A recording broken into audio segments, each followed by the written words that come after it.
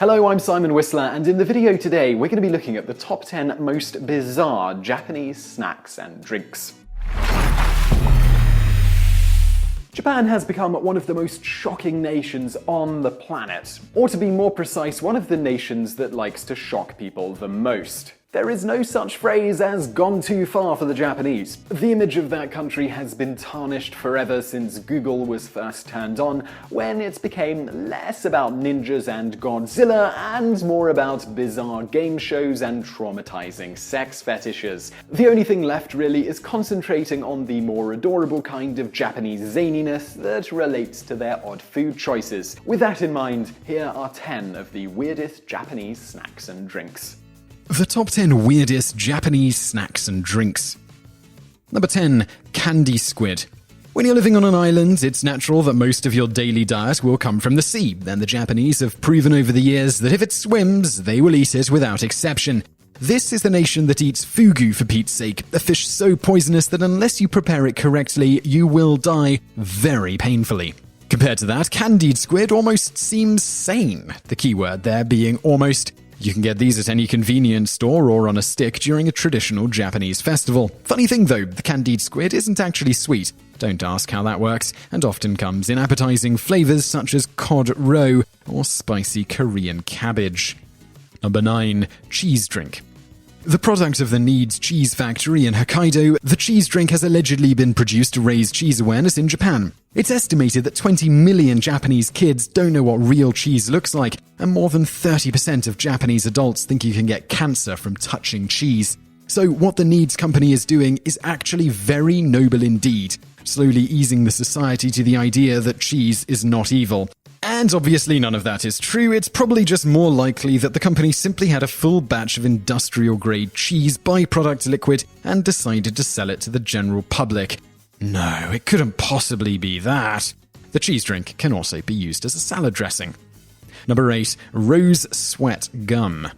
Aptly and very horrifyingly named Otoko Kairu Man Smelling Sweetly, this product is a brand of chewing gum that makes your sweat smell like roses. Believe it or not, there is actually a very good explanation for this product. The Japanese spend a great portion of their lives in the overcrowded public transportation systems. According to my calculations, if you add the hours every Japanese man spends in a train and multiply it by 1 billion, you get a really large number. Can you imagine what would happen if 50 of these old Japanese dudes started sweating their natural manly musk? Suddenly, the gum doesn't sound so crazy after all, does it? Hell, it should probably be made mandatory for some people. You know the type I mean. Number 7. Cream Collon biscuits. What would you do if I came into your office, assuming that you had an office and were the head of a major candy company, and proposed a new type of biscuit snack in the shape of small tubes filled with cream? You'd probably let me keep talking because that doesn't sound so bad. Okay, but how many guards would you then send after me if I said I wanted to name this new snack Collon without the slightest bit of irony? 5 guards? 20 guards? If your answer was anything more than 0, then sadly you do not have what it takes to be the president of Glyco, the biggest candy company in Japan and the proud manufacturers of the cream Collon snack. See, Japan, this is why everybody is laughing at you, not with you. It's things like that. Number 6. Curry lemonade. Ah, curry and lemonade, together at last. Wait, what? This is either gotta be a joke or some sort of Fear Factor merchandise tie-in. But we all know that's not the case, otherwise it wouldn't make this video. No use fighting it, let's just acknowledge that somewhere in Japan there is a person, a whole lot of persons to boot, who willingly swig curry-flavored lemonade. Now, actually, this is really kind of freaky. Oh, and look at the label, a miraculous collaboration of curry and lemonade. Can't argue that the product is a miracle. This curry lemonade had to be devised, presented in front of a group of businessmen, taste-tested, and then marketed. And during that time, no one ever stopped to say, guys, isn't this product really strange? That's a miracle, if I ever saw one. Number 5. Scallops and Mayo flavored chips. When I was a kid, we used to have these ketchup-flavored crisps, and even then I kind of thought they were a bit weird. So imagine how I must feel about scallops and mayonnaise-flavored chips from Japan. The answer is somewhere between ugh and oh sweet lord no. The fact of the matter is that the snack business in Japan is humongous. Unless you have literally millions of dollars to throw into a marketing campaign that will employ a new type of science ray that injects commercials straight into people's dreams, The only way for your brand to stand out over there is coming up with really bizarre flavors.